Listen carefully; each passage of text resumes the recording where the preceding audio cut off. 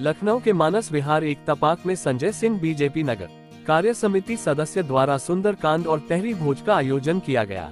कार्यक्रम में मुख्य अतिथि एमएलसी मुकेश शर्मा और विशिष्ट अतिथि बीजेपी महानगर अध्यक्ष आनंद द्विवेदी और कई गणमान्य लोग उपस्थित रहे। एमएलसी मुकेश शर्मा ने बताया कि पूरा वातावरण ही रसमय है, सभी लोग भगवान राम आने की खुशी में आनंदित है। इसी उपलक्ष्य में संजय सिंह द्वारा सुंदरकांड का आयोजन कराया गया, जिसके लिए उन्हें बधाई दी। साथ ही सभी जनता से अपील की से मतदाता जागरूकता के अंतर्गत सभी अपना नाम मतदाता सूची में अवश्य डलवाएं। इस मौके पर आयोजक संजय सिंह ने बताया कि उनकी माताजी का देहांत 3 साल पहले हो गया था और उन्होंने पूरी जिंदगी श्री राम मंदिर बनने का इंतजार किया और जब राम मंदिर बन गया है, किसी उपलक्ष्य में उन्होंने अपने माताजी की याद में इस कार्यक्रम का आयोजन कराया और कहा कि इससे बड़ी खुशी की बात उनके लिए और कुछ नहीं है कि भगवान श्री राम अपने मंदिर में विराजित हो चुके हैं। इस मौके पर बाबू जगजीवन राम वार्ड के पार्षद भृगुनाथ शुक्ला व क्षेत्रवासी भी उपस्थित रहे।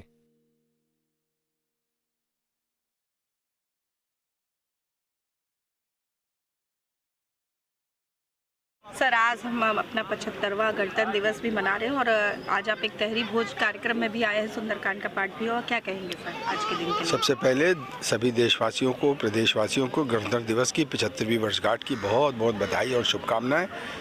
साथ ही साथ आज हम जिस आयोजन पे यहाँ पर आए हुए हैं, हमारे भारतीय जनता पार्टी के कार्यकर्ता संजय सिंह जी ने अयोध्या में जो भगवान राम की एक भव्य मंदिर में मूर्ति की प्राण प्रतिष्ठा की गई है, उस उपलक्ष्य में इन्होंने अपने यहाँ पर निवास के पास सुंदरकांड का आयोजन किया गया। उसी का प्रसाद ग्रहण करने हम सब आए हैं।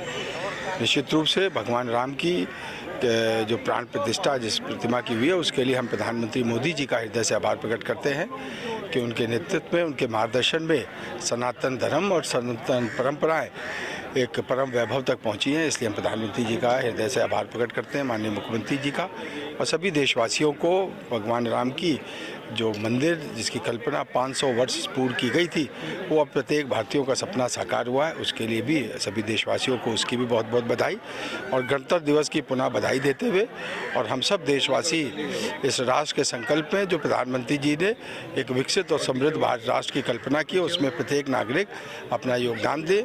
और साथ साथ आगे आने वाले समय में लोकसभा चुनाव भी है। इस समय वोटर लिस्ट का काम चल रहा है, मतदाता पुनरीक्षण अभियान में भी सभी लोगों से मेरा आग्रह है कि अपना वोटर लिस्ट में नाम देखें और मतदान वाले दिन 100% मतदान का एक लक्ष्य लेकर सभी लोग वोट करने ज़रूर निकले। और इस जो राष्ट्र का एक विकसित राष्ट्र को बनाने का संकल्प माननीय प्रधानमंत्री जी ने लिया है कि 2047 तक माननीय प्रधानमंत्री माननीय नरेंद्र मोदी जी, माननीय रक्षा मंत्री माननीय राजनाथ जी, जो सबका संकल्प है कि एक विकसित भारत 2047 तक बने, उसमें प्रत्येक नागरिक अपना अपना योगदान दें। बहुत बहुत धन्यवाद। सर, रामलला की प्राण प्रतिष्ठा के उपलक्ष्य में आज एक कार्यक्रम मानस विहार में आयोजित किया गया था, आप यहाँ पर आए हैं, क्या कहना चाहेंगे? भगवान प्रभु श्री राम अवध नगरी अयोध्या के रहने वाले थे, तो ये लक्ष्मणपुरी उनके छोटे भाई लखन के नाम से है। तो आज जो संजय सिंह ने एक कार्यक्रम रखा है, इसलिए मैं संजय सिंह को बहुत बहुत बधाई देता हूं कि प्रभु राम जो हमारे विगत 500 वर्षों से पहले से लड़ाई लड़ी जा रही थी, इसमें 5 लाख से ज़्यादा हिंदू बलिदान दे दिए प्रभु राम को लाने के लिए। वो हमारे देश के प्रधानमंत्री आदरणीय श्री मोदी जी के और योगी जी और माननीय रक्षा मंत्री राजनाथ सिंह के नेतृत्व में प्रभु राम जो अयोध्या में गर्भगृह में आए हैं, उसके लिए मैं यहाँ पे उपस्थित सभी लोगों को हृदय से बधाई देता हूँ, क्योंकि प्रभु राम मर्यादा पुरुषोत्तम राम थे। वो राम राज की स्थापना किए थे, वो निषाद राज को अपना मित्र बनाए, वो सबरी माता के यहाँ जूठी बैर खाए। एक दलित परिवार की बेटी थी माँ सबरी। तो भगवान को मर्यादा पुरुषोत्तम राम ऐसे नहीं कहा गया था, उन्होंने कई उदाहरण दिया ऐसा। इसलिए प्रभु राम के आने से पूरा देश बड़ी खुशियां मना रहा है। उसी खुशी में भाई संजय सिंह ने भी ये व्यवस्था तहरी भोज और सुंदरकांड का आयोजन किया था। इसलिए हम लोग भगवान प्रभु राम के मर्यादा पुरुषोत्तम राम के इस राम राज्य जहाँ पे 80% इस हिंदुस्तान में हिंदू रहते हों, उस देश में 500 वर्ष लग गया प्रभु राम को लाने में। अब हमें लगा कि नहीं, ये हिंदुस्तान हिंदुओं का देश है, यहाँ प्रभु राम अब आ गए हैं, पूरा राम राज। क्योंकि अब यहाँ के राजा कौन हुए?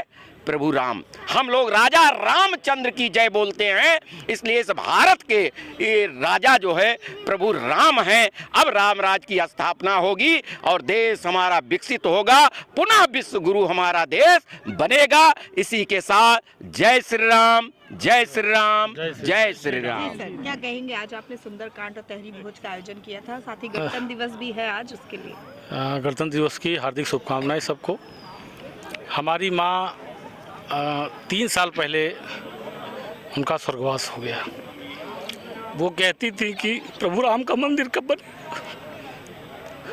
और उनको एक उन्हीं के नाम पे मैंने आज कराया है। क्योंकि माँ मरते मरते कही थी, पता भी देख पाएंगे नहीं देख पाएंगे, तो आज उनको समर्पित है और मेरे राम लला आ गए। ये तो हम लोग अपने जीवन में कभी सोच नहीं पाए थे। लोगों ने भगवान श्री राम के बारे में क्या क्या कहा, मेरे सनातन धर्म के बारे में क्या क्या कहा।